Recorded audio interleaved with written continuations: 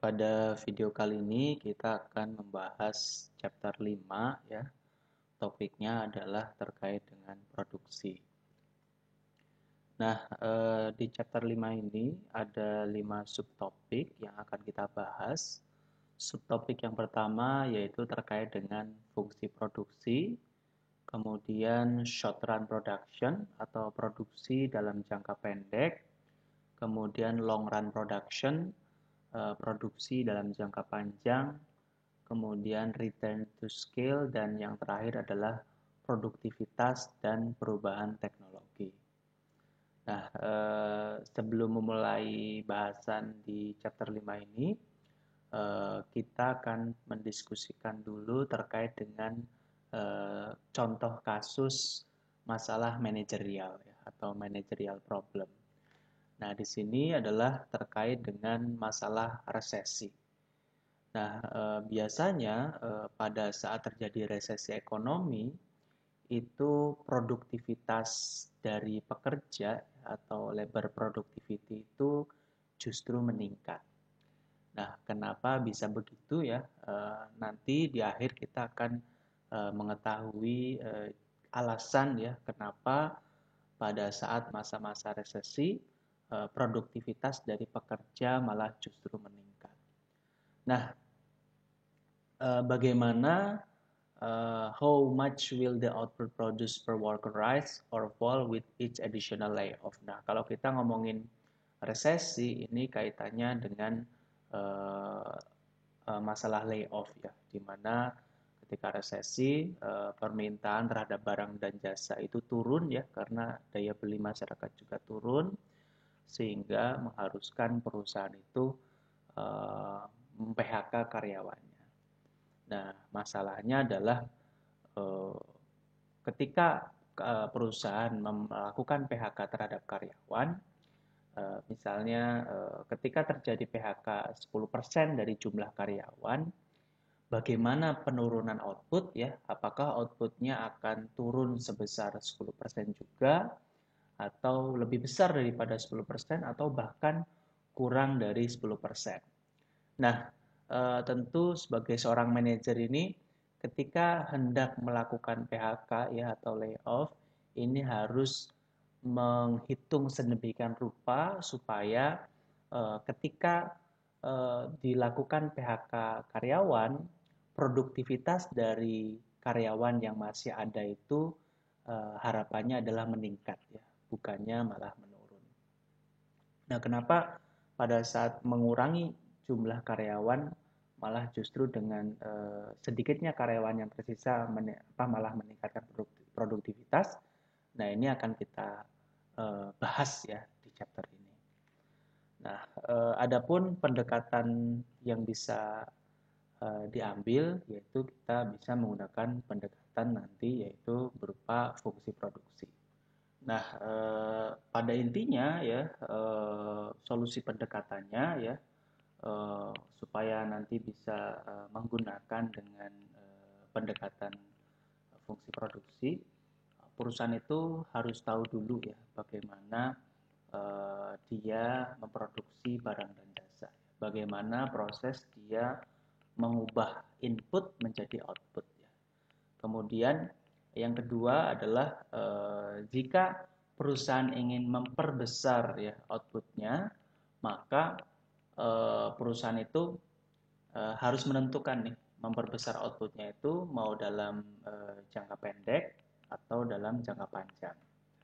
Nah, kemudian yang ketiga ya dengan kemampuan perusahaan dalam mengubah input menjadi output, ini perusahaan itu harus juga menentukan berapa besarnya pertumbuhan output yang hendak dia produksi dari tahun ke tahun. Nah, tiga hal itu akan kita ringkas ya menjadi sebuah fungsi yaitu berupa fungsi produksi. Pada dasarnya fungsi produksi ini adalah sebuah fungsi ya yang meringkas bagaimana perusahaan itu mengubah input menjadi output ya, tentu dengan teknologi yang dia miliki ya, dengan teknologi tersedia. Teknologi ini bisa berupa cara dia memproduksi atau cara perusahaan tersebut mengorganisir karyawan. Sehingga hal ini bisa membantu dengan fungsi produksi ini ya, bisa membantu perusahaan ya untuk memutuskan bagaimana perusahaan itu melakukan produksi. Nah, sebelumnya kan kita bahas ya terkait dengan short run dan long run. Nah, kalau di short run itu input itu tidak semuanya bisa berubah ya. Jadi kalau dalam jangka pendek itu yang bisa berubah itu adalah misalnya kalau kita ngomongin inputnya adalah secara sederhana adalah kapital dan labor ya, atau pekerja dan kapital, maka yang bisa berubah ya atau yang bisa bervariasi dalam jangka pendek adalah labor. Perusahaan itu bisa menambah atau mengurangi labor secara fleksibel dalam jangka pendek. Beda kalau kasusnya adalah kapital. Nah, oleh karena itu, kapital dalam jangka pendek itu diasumsikan tetap. Ya. Apakah asumsi itu bisa terpenuhi dalam dunia nyata? Kenyataannya iya, karena mau tidak mau dalam jangka pendek itu perusahaan itu tidak mudah ya atau tidak fleksibel dalam mengubah kapital. Nah, itu kenapa kalau kita ngomongin fungsi produksi maka kita pisahkan. Ada yang produksinya kita sebutnya sebagai short run, ada yang kasusnya adalah long run. Nah, apa itu short run ya? Kenapa disebut short run? Nah, short run ini adalah di mana minimal ada satu variabel input yang fix ya. Jadi minimum jadi kalau ngomongin short run berapa tahun ya kita tidak pasti ya tahunnya itu apa jangka waktunya itu berapa lama. Yang jelas patokannya adalah kalau dalam beberapa waktu perusahaan itu sulit ya untuk mengubah-ubah kapital maka jangka waktu tersebut kita sebutnya adalah short run. Nanti kalau dalam jangka waktu yang lebih panjang, perusahaan kan tentu lebih mudah untuk mengubah-ubah jumlah kapital ya. Maka itu kita sebut sebagai long run. Nah, jadi bedanya short run dan long run seperti itu ya. Nah, kemudian the size of firm ya depend on return to scale. Jadi besarnya perusahaan itu tergantung pada return to scale ya. Kemudian pertumbuhannya itu juga ditentukan ya oleh pertambahan produktivitas yang berasal dari perubahan teknologi. Nanti kita juga ngomongnya return to scale. Nah, return to scale ini dibagi tiga ya. Yang pertama ada yang disebut sebagai constant return to scale, kemudian ada yang disebut sebagai increasing return to scale, kemudian ada juga yang disebut sebagai decreasing return to scale. Nah, ini terkait dengan kemampuan perusahaan mengubah input menjadi output. Nah, sekarang kita akan bahas terkait dengan fungsi produksi. Nah, fungsi produksi itu apa sih ya? Pada dasarnya fungsi produksi itu adalah sebuah fungsi yang meringkas ya bagaimana kemampuan perusahaan itu mengubah input menjadi output ya. Jadi kalau inputnya sekian input kan nanti kita sederhanakan menjadi dua ya, yaitu capital dan labor. Nah, misalnya kalau kapitalnya sekian dan labornya sekian, nanti akan menjadi output berapa. Nah, itu digambarkan oleh fungsi produksi. Ya. Bentuknya adalah kita bisa tuliskan sebagai bentuk matematis. Nah, apa itu yang disebut sebagai proses produksi ya? Sebelum ke fungsi produksi ya, kita definisikan dulu apa itu proses produksi.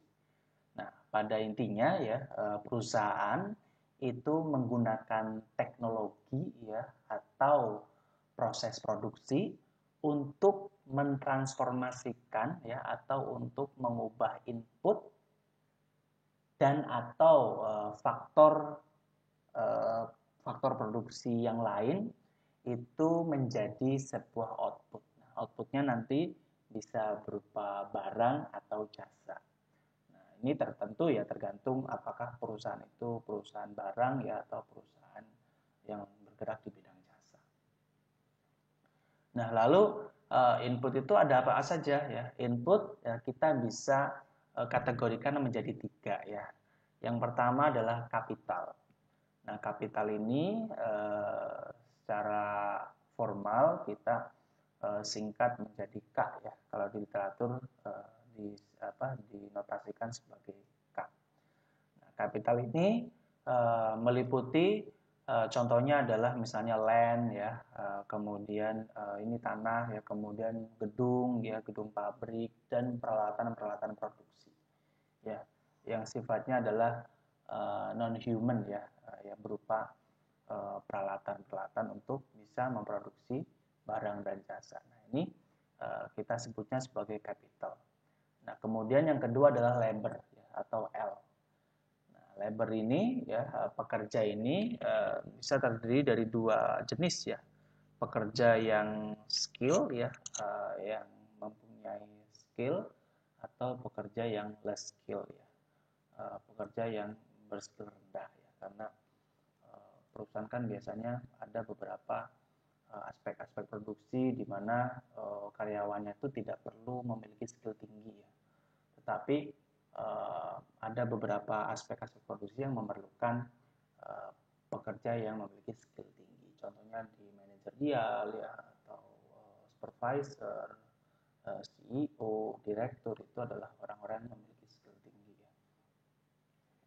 Nah, kemudian yang ketiga disebut sebagai material atau M.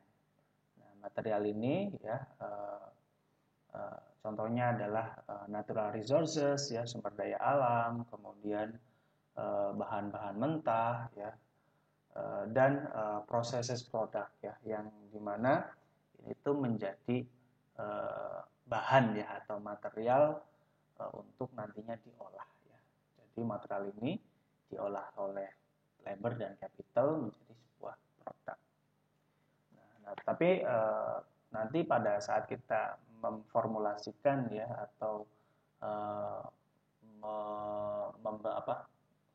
menggambarkan fungsi produksi ini, kita gambarkan bahwasanya inputnya hanya terdiri dari 2, yaitu kapital dan labor ya. Kita anggap nanti materialnya ini fix ya atau tetap. Nah, kemudian yang terakhir yaitu output. Apa sih yang disebut sebagai output? Nah, output itu bisa berupa servis ya, bisa berupa jasa ya. Misalnya adalah bengkel ya. Bengkel itu kan yang dijual adalah jasa seorang mekanik ya dalam memperbaiki kendaraan. Atau juga berupa physical product ya, atau produk fisik ya. Misalnya komputer chip ya, atau potato chip ya. Ini berupa produk fisik. Sekarang kita masuk ke fungsi produksi. Apa itu fungsi produksi ya? Pada intinya fungsi produksi itu adalah sebuah fungsi yang menunjukkan maksimum quantity of output ya, atau kuantitas output maksimal yang bisa diproduksi oleh sebuah perusahaan with different combination of input ya, dengan kombinasi input yang berbeda-beda. Jadi ketika kombinasi inputnya itu berbeda-beda, maka maksimum quantity of outputnya ya, atau jumlah kuantitas output yang maksimal yang bisa diproduksi oleh sebuah perusahaan tersebut itu ditunjukkan oleh fungsi produksi. Nah, di sini asumsinya adalah given current knowledge about technology and organization.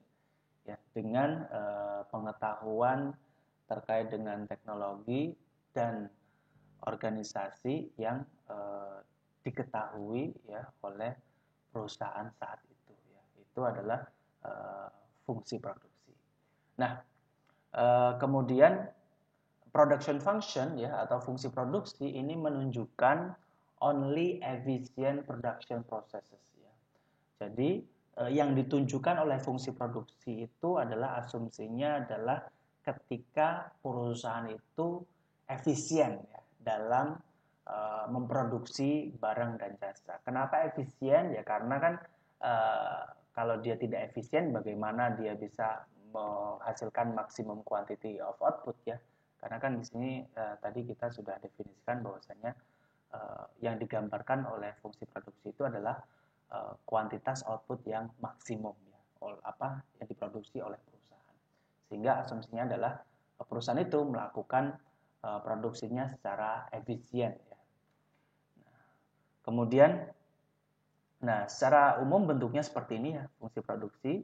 Jadi Q ini adalah output ya, output perusahaan ya, jumlah dari output perusahaan itu merupakan fungsi dari jumlah labor dan jumlah kapital. Jadi dengan jumlah labor dan jumlah kapital yang dimiliki oleh perusahaan ini bisa menghasilkan output berapa. Nah, ini ditunjukkan oleh fungsi produksi. Nah, teman-teman ya, tadi di awal sudah kita singgung ya. Jadi fungsi produksi ini kalau kita lihatnya secara jangka pendek, maka jangka pendek tersebut minimal ada satu input yang fix ya, yaitu tadi sudah kita bahas, yaitu adalah kapital, di mana secara jangka pendek kapital itu diasumsikan tetap. Nah, kapital kan sebelumnya kita bahas juga ya, contohnya adalah land, building, dan equipment. Ya. Di mana secara jangka pendek memang perusahaan itu tidak serta-merta bisa menambah kapital. Contohnya building ya atau gedung pabrik. Tadinya gedung pabriknya ada satu. Nah, misalnya kan dalam jangka pendek kan tentu tidak tiba-tiba menjadi 2 atau 3 ya. Dia perlu waktu sehingga kalau kita analisis fungsi produksi dalam jangka pendek, kita bisa mengasumsikan bahwasanya kapital itu fix ya. Nah, jadi sebuah fungsi produksi dikatakan short run itu kalau di dalam inputnya itu minimal ada salah satu input yang dia itu fix ya atau tetap atau konstan tidak berubah. Nah, beda dengan long run. Kalau kita menganalisis fungsi produksi itu dalam bentuknya adalah jangka panjang ya atau long run, maka seluruh input-input yang relevan ya, misalnya capital, labor ya. Kalau di model kan hanya capital dan labor ya. Pada kenyataannya ada satu lagi M ya. Pada intinya all relevant input ya atau seluruh input-input yang relevan itu bisa berubah ya atau bisa fleksibel ya. Nah, jadi in the long run itu seluruh input itu kita sebut sebagai variabel karena dia bisa jumlahnya itu bisa bervariasi, bisa berubah-ubah. Nah, sekarang kita bahas dulu fungsi produksi yang bentuknya short run. Nah, fungsi produksi yang bentuknya short run dituliskan seperti ini ya bentuk umumnya, yaitu Q ini adalah output, ini merupakan fungsi dari jumlah labor dan jumlah capital. Tapi capital di sini ada barnya ya di atas karena jangka pendek capital ini kita anggap tetap.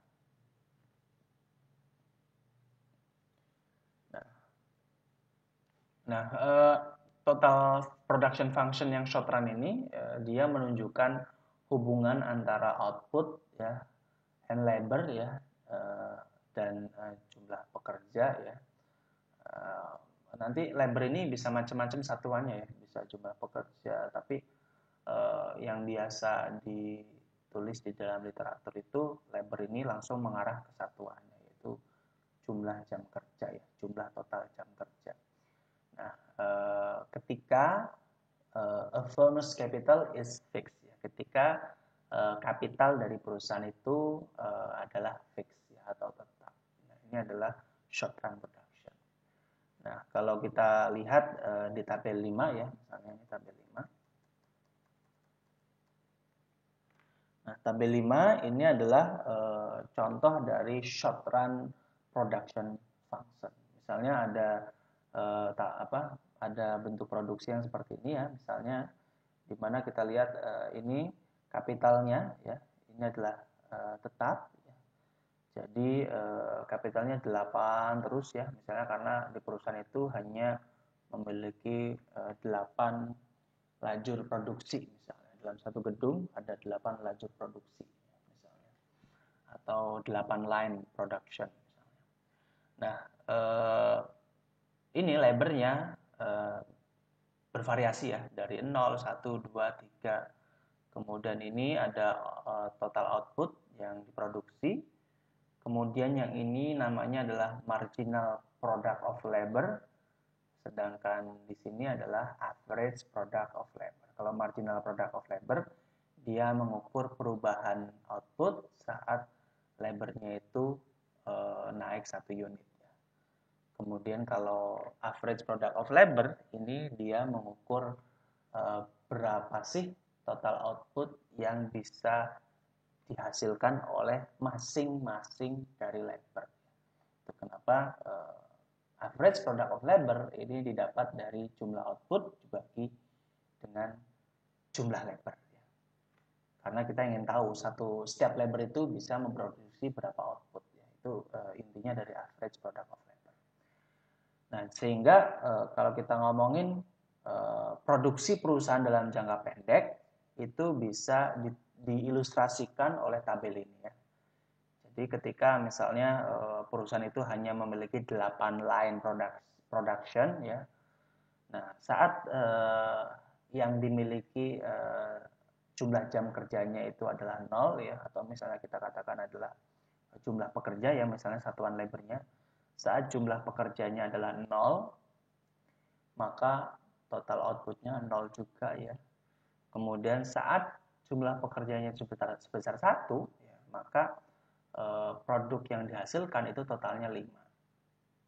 Nah, dari sini kita akan tahu berapa marginal product of labor. Jadi, berapa tambahan output saat labor naik 1 unit ya, dari 0 ke 1, tambahannya adalah 5. Ya. Karena 5 dikurangi 0 kan 5. Ya. Sehingga marginal product of labor-nya itu adalah 5. Nah, kemudian untuk average product of labor, ini 5 dibagi 1 ya, karena kan outputnya 5 ya. Outputnya 5 dan labornya 1, maka kita tahu rata-rata output ya yang diproduksi oleh setiap labor ini adalah sebesar 5 ya. Kemudian kita lihat ketika labornya ditambah menjadi 2, total outputnya menjadi 18 ya. Kemudian marginal product of labor-nya sekarang menjadi 13. 13 dari mana? Dari delta Q ya. Delta Q-nya kan 18 nih ya. Dari 5 ke 18 kan berarti perubahannya berapa? Perubahannya kita kan perubahannya berarti 13 ya. 13 ya, delta L-nya ini 1 ya. 1 kedua kan perubahannya 1. Sehingga 13 dibagi 1 ya, pakai rumus ini, maka tambahan output dari menambah labor tadinya 1 menjadi 2 labor, itu tambahan outputnya adalah 13. Nah, itu maksudnya dari marginal product of labor. Nah, kemudian average product of labor-nya berapa sekarang? Average product of labor-nya sekarang 9. Nah, sehingga yang tadinya rata-ratanya setiap pekerja itu memproduksi 5 output, sekarang menjadi 9 output. Setiap pekerja bisa memproduksi sebesar 9 output. Teman-teman bisa lihat ya, dari 1, 2, 3, 4, labornya bertambah, total outputnya bertambah ya, terus bertambah ya, terus naik ya, tetapi yang kita perhatikan di sini itu adalah apa? Yang kita perhatikan di sini adalah marginal product of labor-nya. Awal-awal ini meningkat ya, dari 5, 13, 18 ya, 20 ya. Tetapi dia malah lama-lama penambahannya ya, dari setiap menambah 1 labor, yaitu penambahan jumlah outputnya itu semakin menurun ya. Bahkan nanti dia ada sampai di titik nol ya, bahkan nanti negatif. Nah, contohnya kita lihat ya. Dari tadinya ada 9 pekerja ya. Kemudian dari 9 pekerja ini ditambah menjadi 10 pekerja. Artinya ditambah 1 ya. 9 menjadi 10 total. Nah, outputnya yang tadinya 108 bertambah menjadi 110. Sehingga marginal productivity of labor-nya itu adalah 2. Nah, tetapi ketika perusahaan menambah lagi ya dari 10 ditambah 1 lagi menjadi 11, ini total outputnya malah tetap sama ya. Tadinya 110 ketika ditambah 1 menjadi 11 jadinya 110 juga, sehingga tambahan output dari menambah 1 unit labor dari 10 ke 11, tambahan outputnya itu adalah 0 karena masih 110. Nah, di sini teman-teman, pada saat perusahaan menambah lagi menjadi 12, ini justru malah negatif. Ini ya, MPL-nya atau marginal productivity of labor. Ini kalau kita lihat outputnya 110 menjadi 108. Nah, ini kenapa? Nah, ini akibat dari sudah penuhnya kapital ya yang dimiliki oleh perusahaan. Jadi kalau kita lihat di sini misalnya ada 8 lajur produksi ya. Nah, kalau 8 lajur produksi itu diisi ya masing-masing oleh 1 orang, misalnya ini ya, kalau ada 8 pekerja kan masing-masing kan mengisi masing-masing line dari lajur produksi yang ditujukan oleh kapital ini ya. Ini kalau 8 orang jadi 104 nih. Ketika ditambah 9 108. Nah, tetapi kalau sudah kebanyakan orang ya alatnya itu terbatas, tetapi terlalu banyak jumlah pekerja, malah justru jumlah pekerja yang banyak ini bisa mengganggu ya mobilitas dari karyawan saat mengoperasikan alat. Nah, itu logikanya kenapa jumlah produksinya itu malah bisa menurun kalau jumlah pekerjanya itu sudah terlalu banyak. Karena tidak semua pekerja itu mereka bisa menggunakan alat yang alat produksi. Karena alatnya itu fix ya, alatnya itu tetap jumlahnya ya, alatnya itu terbatas, sedangkan jumlah pekerjanya itu terlalu banyak. Ini logikanya kenapa kalau perusahaan hanya menambah satu aspek yaitu labor saja yang mereka tambah, malah ini bisa menyebabkan lama kelamaan ini kalau kita lihat ya MPL-nya udah jelas ini diminishing ya atau menurun marginal productivity of labor-nya, bahkan negatif ya, dan average product of labor-nya juga lama-lama menjadi menurun. Kalau kita gambar ya yang tadi ada ditampil ya menjadi sebuah kurva, maka produksi dalam jangka pendek itu gambarnya akan seperti ini.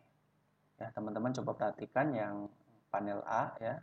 Panel A ini sumbu Y-nya adalah output ya. Satuannya adalah unit per hari. Kemudian sumbu mendatarnya atau sumbu X-nya ini adalah worker per day ya. Nah, atau labor ya di sini. Nah, teman-teman perhatikan ya, ini adalah jumlah apa? Ini adalah kurva produksi jangka pendek. Nah, secara jangka pendek teman-teman lihat ya, ketika worker itu ditambah ya, ini lihat ya, sumbu X semakin ke kanan ya. Ini jumlah pekerjanya semakin banyak ya. Sedangkan yang output semakin tinggi, maka outputnya semakin banyak. Nah, ketika workernya itu ditambah, lama-lama ini outputnya juga meningkat ya. Jadi semakin ditambah, ini meningkat ya. Contohnya ketika workernya ini 6, ya, outputnya adalah 90, kemudian ditambah menjadi 11, ini outputnya menjadi 110. Nah, ini adalah kurva dari fungsi produksi. Ini jangka pendek ya teman-teman. Kenapa jangka pendek? Ya, kita lihat nih, di sini ada diminishing marginal productivity of labor. Nah, perhatikan yang kurva yang bawahnya. Kurva yang bawahnya ini untuk sumbu horizontalnya ini tetap labor ya, satuannya adalah jumlah pekerja per hari.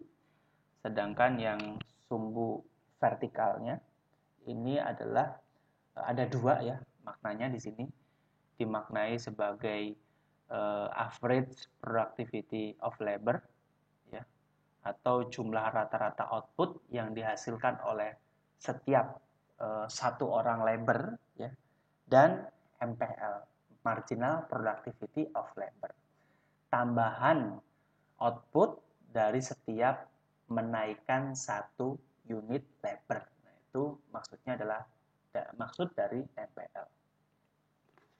Nah, teman-teman perhatikan ya, ini teman-teman ini paralel ya antara yang atas dan yang bawah. Nah, kita lihat nih. Saat workernya itu 4 ya. Average ini ada dua ya kurvanya ya.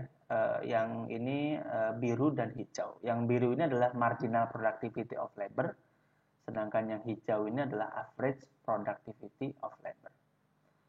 Nah, saat pekerjanya itu 4 ya, rata-rata produk yang dihasilkan oleh satu orang labor ini di sini ya, sedangkan kenaikan output saat labornya bertambah 1 ya, yaitu dari 3 ke 4 ini adalah di sini ya, yaitu 20. Marginal productivity of labornya itu 20. Nah, saat bertambah ya dari 4 ke 6, ini marginal productivity of labornya ini menurun menjadi 15. Tadinya sekitar 20 di sini ya, menjadi 15 MPL-nya. Nah, kebetulan di sini APL-nya juga sama, yaitu 15. Nah, semakin ditambah lagi, maka marginal productivity of labor-nya ini semakin menurun sampai menurun ya, sampai ke titik 0 di sini, sampai dia maksimal ya. Nah, di sini semakin ke sini kan ini putus-putus ya. Karena putus-putus ini sangat irasional kalau perusahaan itu sampai menambah labor lebih dari 11 ya. Ini jadi 11 ini adalah titik maksimum ya. Titik di mana perusahaan itu secara logika ya, ini tidak akan menambah lebih banyak labor ya. Karena apa? Kalau dia tambah lebih banyak, ini justru malah negatif ya, marginal productivity of labor-nya. Sehingga garisnya putus-putus. Jadi ini titik yang irasional kalau perusahaan itu sampai menambah di atas 11 ya. Nah, sehingga 11 ini marginal productivity of labor-nya ini sudah di titik 0. Kenapa di titik 0? Kan kita lihat nih, ya, tidak ada kenaikan lagi nih ya, dari sini ke sini ini kan sudah datar nih. Sehingga disinilah marginal productivity of labor-nya itu 0 ya. Nah, teman-teman perhatikan di sini kalau kita teliti lebih dalam ya, di sini ketika MPL itu di atas APL, maka MPL ini increasing ya, dia meningkat ya, dan ini ya kemudian lama-lama dia menurun ya MPL-nya, dan ketika MPL ini bersilangan ya atau crossing dengan APL, maka ketika labornya ditambah lagi malah justru MPL-nya akan semakin menurun. Nah, tapi kalau kita lihat secara paralel dengan yang titik di atas ini, kita bisa tahu nih kapan dia crossing ya antara MPL dengan APL. Saat slope-nya ini kalau kita tarik dari 0 ya, kita tarik dari titik titik 0 ke titik di mana APL dan MPL-nya ini crossing, maka slope-nya di sini itu sejajar ya. Dia sama ketika kita tarik garis dari titik 0 ke titik tersebut ya.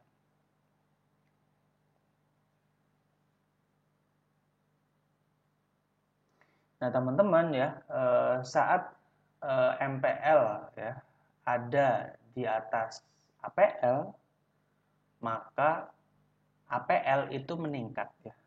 Jadi kita lihat ya, saat MPL ini yang biru, kurvanya di atas, yang MPL ini atau yang biru ini, kurvanya di atas APL, maka si average productivity of labor-nya ini dia meningkat. Tetapi ketika MPL-nya itu, kurva MPL-nya itu berada di bawah kurva APL, maka average productivity of labor-nya itu menurun. Nah, ini adalah terkait dengan short run production. Sehingga karena dalam jangka pendek perusahaan itu tidak serta-merta bisa menambah kapital ya. Misalnya adalah pabrik atau perlengkapan, itu kan dia butuh waktu ya. Kalau bangun pabrik butuh waktu, kalau memasang peralatan baru dia butuh waktu juga ya, misalnya butuh training, kemudian butuh pengaturan, penyetingan alat baru yang itu tidak serta-merta bisa dilakukan dalam waktu singkat ya. Sehingga dalam jangka pendek itu perusahaan inputnya yang menjadi variabel itu adalah jumlah pekerja, kapitalnya adalah fix. Nah, kemudian setelah kita amati akibat dari kapital yang fix tersebut, ketika perusahaan itu menambah jumlah pekerja ya, maka penambahan pekerja itu bisa mengakibatkan dua hal. Yang pertama, marginal productivity of labor-nya semakin meningkat, dan yang kedua, marginal productivity of labor-nya itu semakin menurun bahkan negatif. Nah, kapan dia meningkat dan kapan dia negatif? Nah, ini kalau kita lihat kasus yang short run production ini ya, ketika jumlah pekerjaannya itu semakin jenuh ya, kalau dia tambahnya jumlahnya itu terlalu kebanyakan, malah justru marginal productivity of labor-nya itu justru menurun. Bagaimana caranya supaya penambahan pekerja yang tadinya sudah banyak ketika ditambah lagi malah justru mengakibatkan output yang banyak juga? Caranya ya kapitalnya harus ditambah, karena jumlah pekerjaannya itu tidak dilengkapi oleh kapital yang mencukupi ya teman-teman ya. Karena kalau tadi kasusnya hanya 8 line production, misalnya efektifnya dioperasikan oleh 8 orang ya. Kemudian ketika ditambah 2 orang menjadi 10, oke ya, yang 2 orang itu masih bisa bantu-bantu. Tetapi ketika sudah terlalu banyak orang, malah orang yang terlalu banyak itu malah menghambat efektivitas dari pekerjaan setiap pekerja, karena perlengkapannya itu tidak mencukupi. Nah, itu kurang lebih ya poin utama dari short run production. Bagaimana jumlah produksi ya ketika kapitalnya itu fix dan labornya itu bisa fleksibel. Jadi implikasinya seperti yang barusan kita bahas.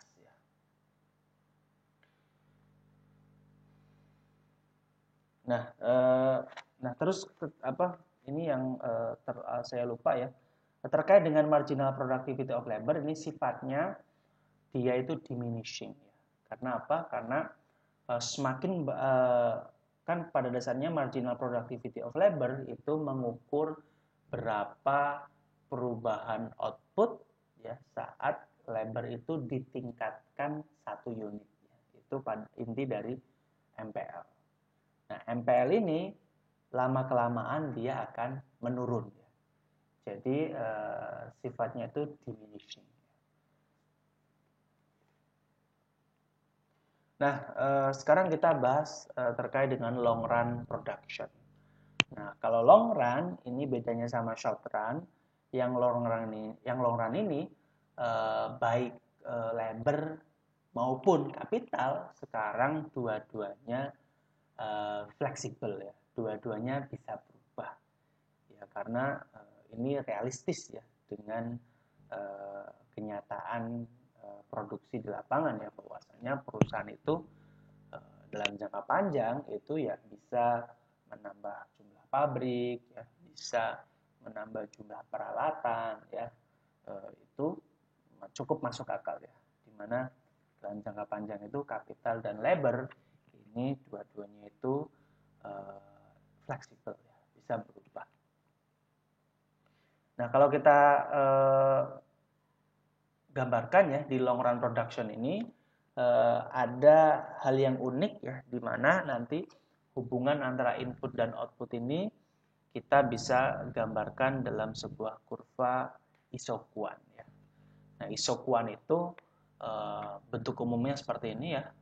Jadi saat Q-nya itu tetap, berapa jumlah L dan berapa jumlah K ya yang bisa menghasilkan Q tetap. Pada dasarnya isokuan itu kita tahan Q-nya untuk tetap, sedangkan inputnya L dan K ini bisa berubah. Jadi kombinasi-kombinasi antara L dan K ini kombinasinya akan berbeda-beda ya. Jadi berapa saja kombinasi-kombinasi antara L dan K yang berbeda-beda itu yang bisa menghasilkan output yang sama.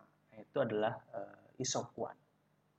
Nah, ini di sini dijelaskan bahwasanya isokuan itu menunjukkan kombinasi-kombinasi efisien ya, antara labor dan capital yang dapat memproduksi the same level of output ya. The same ini kita sebutnya ISO ya. Jadi isokuan ini menunjukkan bahwasanya yang ditunjukkan dari isokuan ini adalah kombinasi-kombinasi efisien dari labor dan capital ya, that can produce, yang bisa memproduksi jumlah level output yang sama. Ini asal kata ISO-nya dari situ. Ya. ISO itu levelnya itu, output levelnya itu disamain, bisa dibuat sama.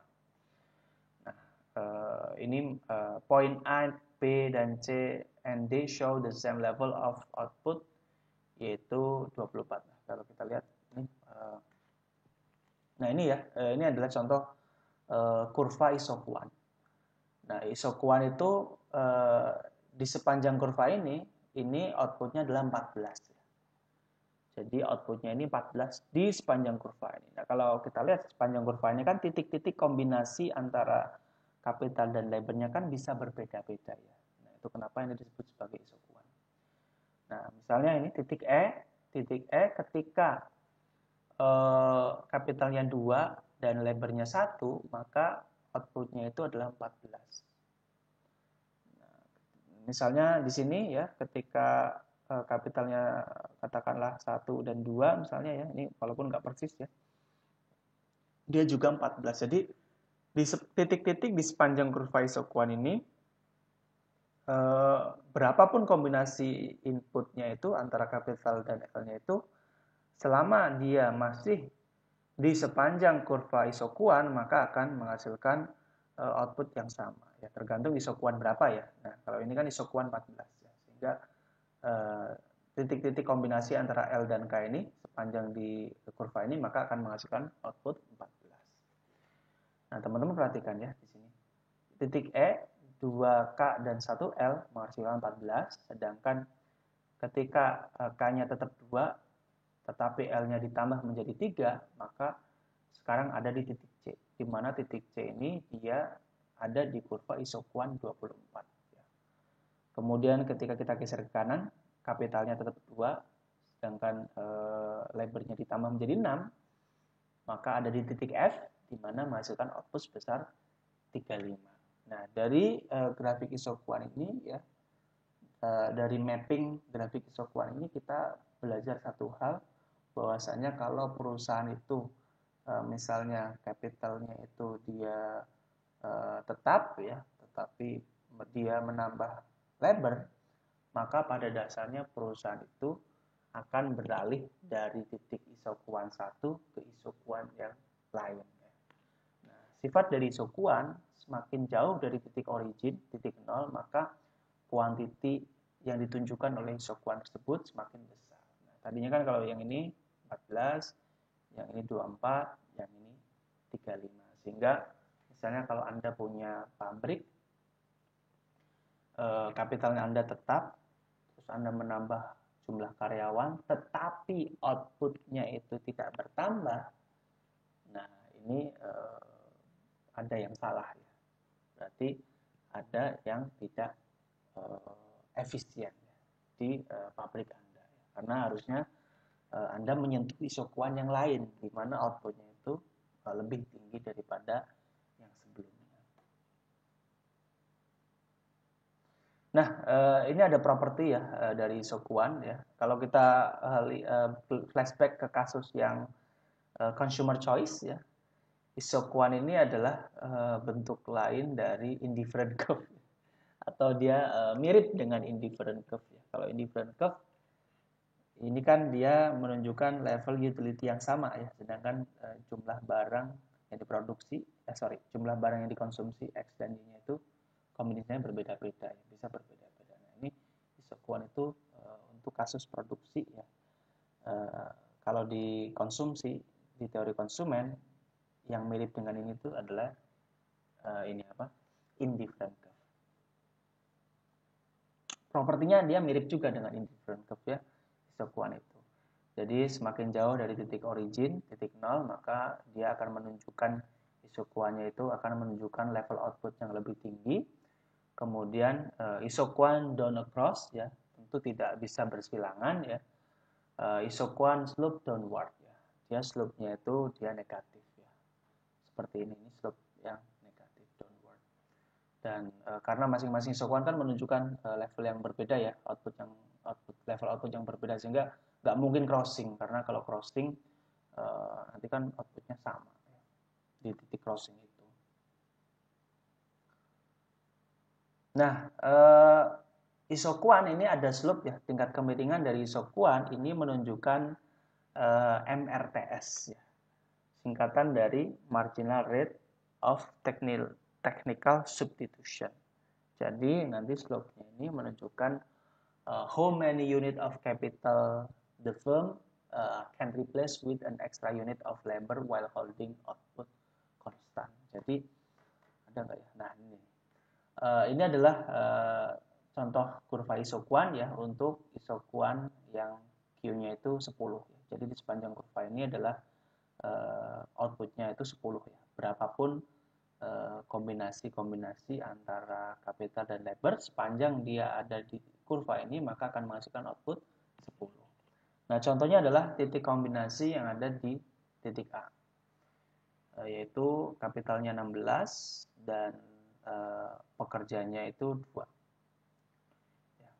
Ini akan menghasilkan output 10. Ya. Titik B juga sama, titik C juga sama. Semuanya akan menghasilkan titik besaran output 10 karena dia masih di isokuan yang sama. Nah, teman-teman perhatikan ya, slope ya atau tingkat kemiringan isokuan itu berbeda-beda ya, tergantung titiknya yang mana ya. Karena ini non-linear ya bentuknya. Beda kalau kurvanya dia linear lurus seperti ini, maka slope-nya itu akan sama ya, dimanapun slope-nya sama. Nah, beda kalau slope-nya itu non-linear seperti ini. Maka di titik ini A ke B ini kemiringannya berbeda dengan B ke C. C ke D ini berbeda tingkat kemiringannya dengan D ke E. Nah, kita lihat ya. Slope isokuan tadi kita sudah singgung ya. Slope-nya itu dia menunjukkan MRTS atau marginal rate of substitution.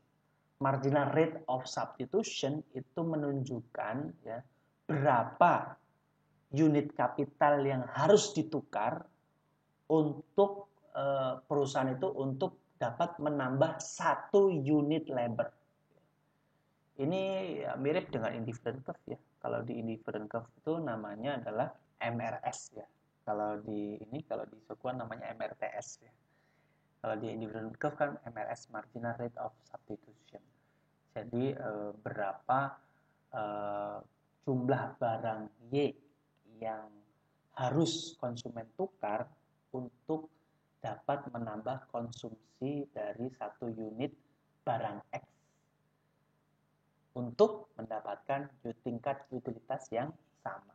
Nah, ini sama nih kalau di isokuan ini misalnya nih ya, isokuannya ini dari titik A ke B ini isokuannya, ya isokuannya kan 10 ya tetap ya. Nah ini MRTS-nya ya, slope-nya adalah negatif 6 kan, dari titik A ke B. Nah, jadi negatif 6 ini artinya kalau perusahaan ingin menambah 1 unit labor ya, dari 2 ke 3 ya, dengan menahan jumlah outputnya untuk tetap jumlahnya adalah 10 ya, maka penambahan labor dari 2 ke 3 ini perusahaan itu harus mengurangi kapital itu sebesar 6. Nah, ini makna dari makna dari MRTS, marginal rate of technical substitution. Nah, kemudian di titik B ke C MRTS-nya berapa? MRTS-nya negatif 3. Nah, negatif 3 ini dapatnya di mana? Ya delta K per delta L ya teman-teman. Dari B ke C ini perubahan kapitalnya berapa dibagi dengan perubahan labornya. Nah, kalau kita lihat B ke C ya, B ke C kan 10 ke 7 perubahannya berapa? Negatif 3 kan? Sedangkan perubahan L-nya 3 ke 4 berarti perubahan L-nya hanya 1. Berarti negatif 3 dibagi 1 kan MRTS-nya negatif 3. Sehingga B ke C ini tingkat kemiringannya itu negatif 3. Negatif 3 ini maksudnya kalau perusahaan ingin menambah 1 unit labor dari 3 ke 4 ya, kan namanya 1 unit tuh 3 ke 4 ya, maka perusahaan ini harus mengurangi kapital sebesar 3. Tadinya kapitalnya 10 harus dikurangi sebesar 3 menjadi 7 ya. Kalau outputnya mau tetap sama sebesar 10. Nah, ini maksud dari MRTS. Kalian bisa analogikan dengan kasus MRS di indifferent curve.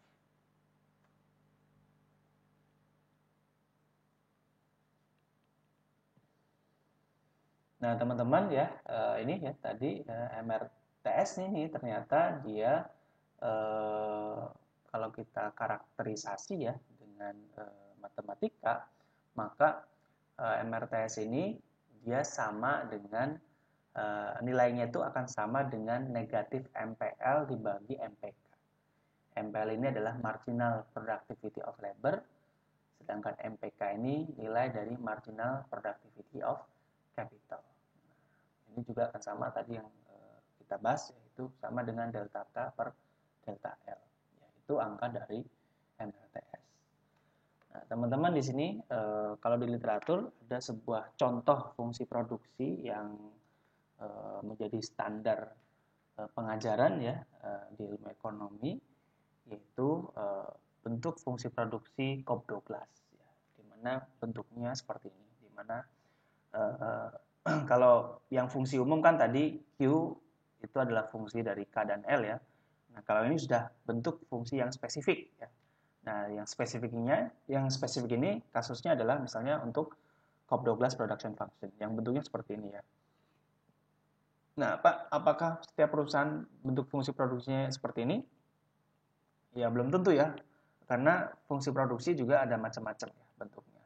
Yang jelas fungsi produksi itu secara umum dia menunjukkan hubungan input terhadap output ya. Nah, ini kan sama juga menunjukkan hubungan input terhadap output. Nah, ini dia sudah spesifik ya. Itu yang diperkenalkan oleh Cobb dan Douglas. Nah, ini L ini adalah labor ya, K ini adalah capital, masing-masing punya pangkat ya di atasnya ya, pangkat dari capital ini beta, pangkat dari labor ini alpha. Ya, di sini ada pengali ya, pengalinya adalah A. Ya. A ini bisa disebut juga sebagai state of technology ya. Nah, teman-teman ya, di sini asumsinya ya nilai A kemudian alfa dan beta ini semuanya adalah positif ya, positif dan konstan ya. Kemudian di sini teman-teman kalau fungsinya bentuknya seperti ini, maka kalau kita ingin cari berapa marginal productivity of labor-nya ya, teman-teman bisa langsung turunkan fungsi ini terhadap labor ya. Lebarnya kan yang ini. Nah, ini fungsinya nih, fungsi ini diturunkan terhadap label, maka nanti alfanya nih menjadi pengali di sini ya, dan A-nya nanti dikurangi dengan 1. L alfa kurangi 1 nanti karena ada negatif ya, pangkatnya nanti L-nya bisa turun menjadi pembagi ya. Pada intinya nanti setelah ini kalian turunkan ya, fungsi ini diturunkan terhadap L, maka akan menjadi seperti ini. Itu alfa dikali Q per L. Q-nya itu ini lagi ya. Dikali Q per L. Ya, ini adalah marginal productivity of labor. Yang dimana ini akan sama juga dengan alfa dikali average productivity of labor ya. Nah, kalau kita sederhanakan lagi, maka alfa itu akan sama dengan marginal productivity of labor dibagi dengan average productivity of labor. Nah, ini begitu juga untuk yang kasus marginal productivity of capital ya. Nanti sama. Bahwasanya betanya itu akan sama dengan marginal productivity of capital dibagi average productivity of capital. Nah, teman-teman, nanti ya dilakukanlah menggunakan manipulasi matematik ya, teman-teman akan mendapatkan berapa sih nilai MRTS-nya. Nah, MRTS itu ternyata akan sama dengan, untuk fungsi COP12 ya, itu akan sama dengan negatif alfa dikali capital dibagi dengan beta dikali labor. Nah, sekarang kita akan bahas terkait dengan return to scale. Nah, return to scale ini kurang lebih ada 3 ya. Yang pertama adalah constant, kedua increasing, yang ketiga decreasing. Apa itu constant? Constant itu maksudnya ya ketika kalian mendobel jumlah input, maka pendobelan dari jumlah input itu ternyata akan menghasilkan jumlah output yang double juga. Kalau kasus yang seperti itu, maka return to scale-nya ini disebut sebagai constant ya, karena sama ya. Berapa nilai input yang berubah akan dicerminkan juga oleh perubahan output yang sama. Itu maksudnya constant return to scale-nya. Contohnya di sini misalnya. L-nya dikali lipat ya, didouble ya. Jadi tadinya 1, sekarang didouble menjadi 2. Ya, K-nya juga didouble menjadi 2 ya. Ada pengalinya ya di sini ya. Nanti berapa, ini regardless ya, berapa nilai K dan L-nya ya.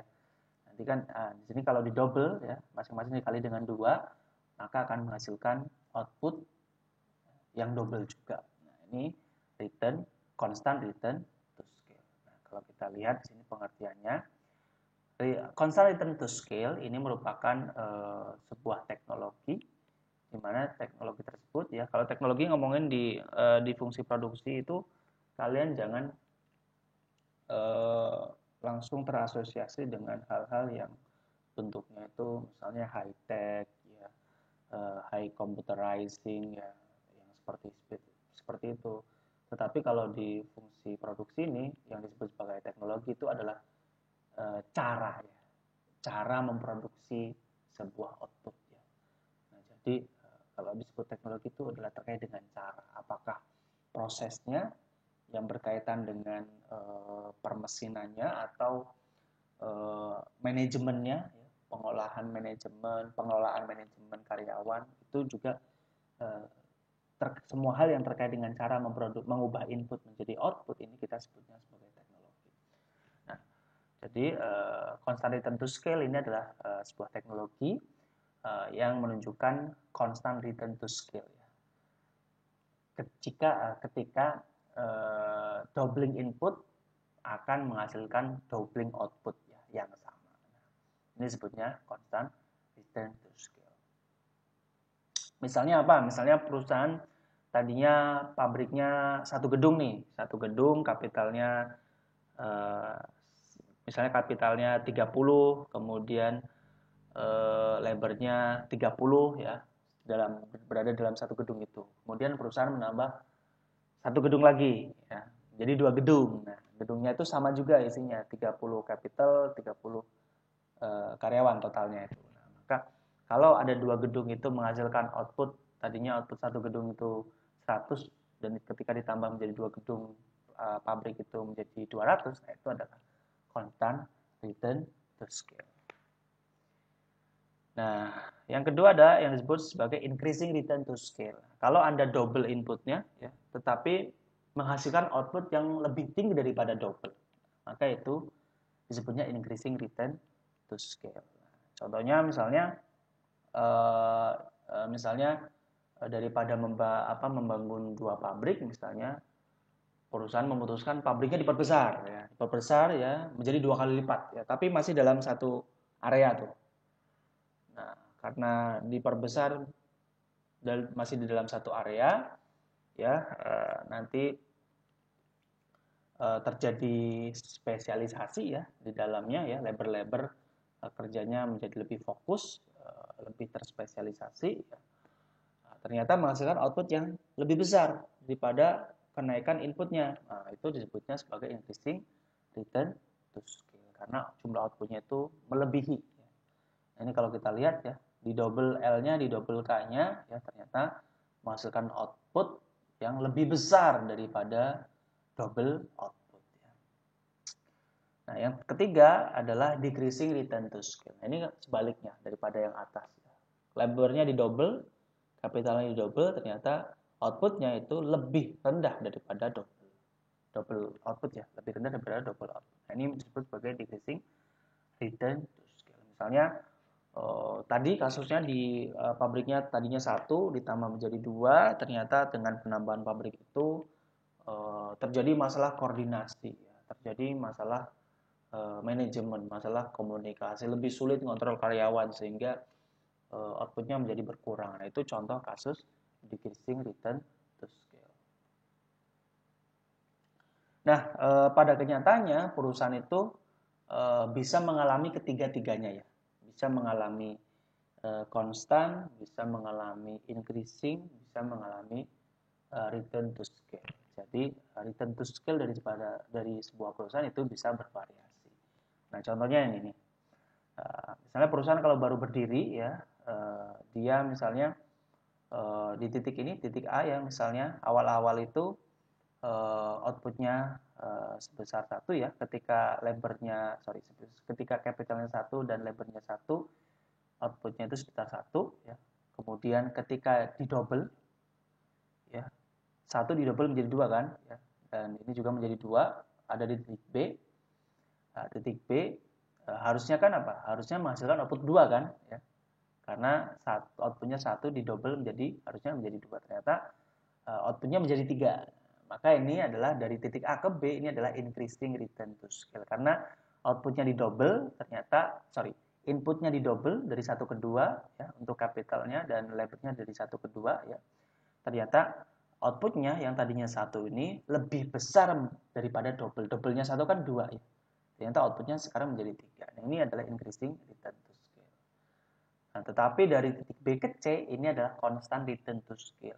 Kenapa? Karena tadinya titik B kapitalnya kan 2 ya, didouble menjadi 4. Yang labornya 2 didouble menjadi 4. Harusnya kalau increasing kan lebih besar daripada 6 ya. Ternyata outputnya tadinya 3 ternyata menjadi double juga ya, menjadi 6. Maka ini adalah constant return to scale. B ke C ini adalah constant return to scale. Nah, sedangkan kalau di titik C ke D ini adalah decreasing return to scale. Kenapa? Karena tadinya 4 didouble menjadi 8 ya. Ini juga menjadi 8. Harusnya 6 itu harusnya kan jadi 12 ya. Harusnya kalau didouble ya, tapi ternyata menghasilkan output 8. Nah, dari titik titik C ke D ini adalah decreasing return to scale. Nah, jadi pada kenyataannya itu perusahaan kadangkala mengalami ketiganya ya. Jadi baik increasing, constant ataupun decreasing.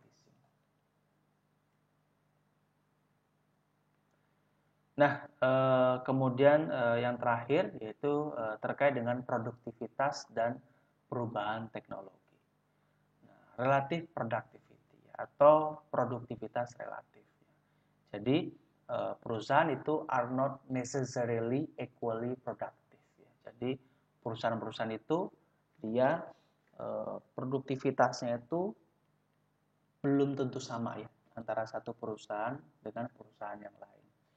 Sebuah perusahaan mungkin lebih produktif daripada perusahaan yang lain ya jika manajer itu ya tahu ya bagaimana cara mengorganisir proses produksi dengan lebih baik ya dibandingkan dengan perusahaan yang lain. Jadi ini terkait dengan kepemimpinan juga ya, kepemimpinan juga karena kan yang menentukan berapa kapital yang harus dia berapa kapital yang harus dia belanjakan ya.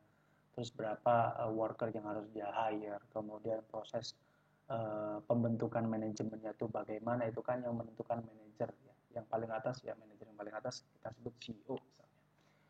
Nah, jadi kalau manajer ini beda kualitas antara satu perusahaan dan perusahaan yang lain ya, tentu juga ini akan mempengaruhi tingkat produktivitas dari satu perusahaan dengan perusahaan yang lain. Jadi manajer ini sangat penting ya bagi sebuah perusahaan. Karena bisa jadi inputnya sama ya, tetapi kualitas produk manajernya berbeda, jumlah outputnya akan berbeda juga. Nah, kemudian terkait dengan firms are equally productive in competitive market, not in oligopoly market.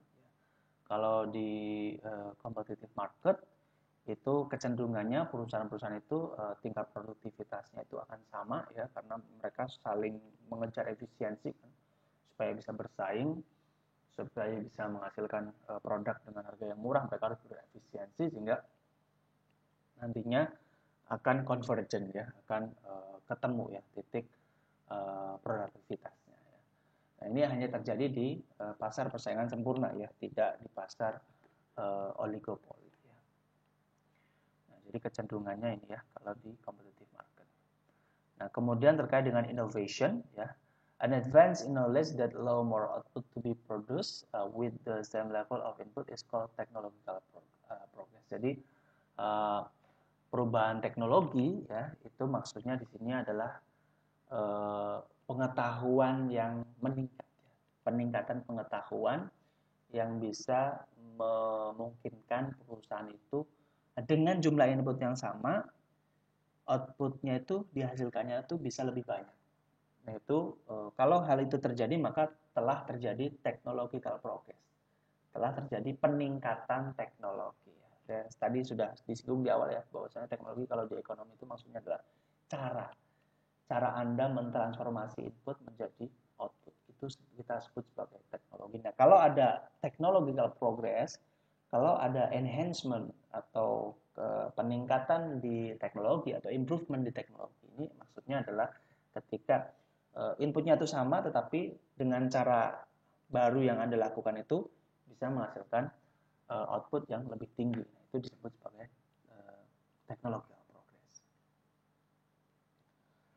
Nah, ini contoh dulu ya di tahun 1900-an itu Henry Ford itu melakukan revolusi mass production ya atau produksi massal di mana dia mengenalkan assembly line ya, atau jalur perakitan karena Ford itu kan dulu dia sampai sekarang ya Ford dia memproduksi mobil ya.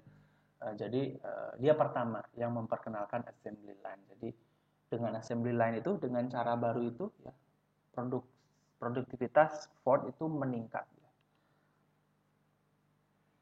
Nah, terakhir teman-teman ya terkait dengan managerial problem yang di awal kita singgung ya terkait dengan labor productivity during recession ini kenapa ya kecenderungannya itu kalau di data itu produktivitas setiap pekerja ya per pekerja itu cenderung meningkat ya. Ini karena ada layoff ya, ada layoff karyawan. Bagaimana yang tadi dijelaskan di fungsi produksi ya teman-teman bahwasanya marginal productivity of labor maupun kapital itu dia diminishing. Ya. Jadi kalau jumlah pekerjanya terlalu jenuh ya, terlalu banyak, malah justru produktivitas per pekerja itu justru menurun. Sehingga kalau terjadi layoff atau PHK karyawan itu berpotensi ya memperbesar jumlah output yang bisa diproduksi oleh masing-masing pekerja ya. Sehingga ini masuk akal kenapa ketika diadakan PHK malah justru produktivitas setiap pekerja itu malah justru meningkat. Produktivitas setiap pekerja di sini ditunjukkan oleh tingkat output yang mampu diproduksi oleh setiap satu pekerja ya atau tadi average productivity of labor ya, justru akan meningkat ketika ada proses PHK ya. Karena jumlah karyawan yang jenuh tadi itu ya, kalau ya jika jumlah karyawan, kondisinya adalah jumlah karyawannya sudah jenuh dan terjadi pengurangan karyawan.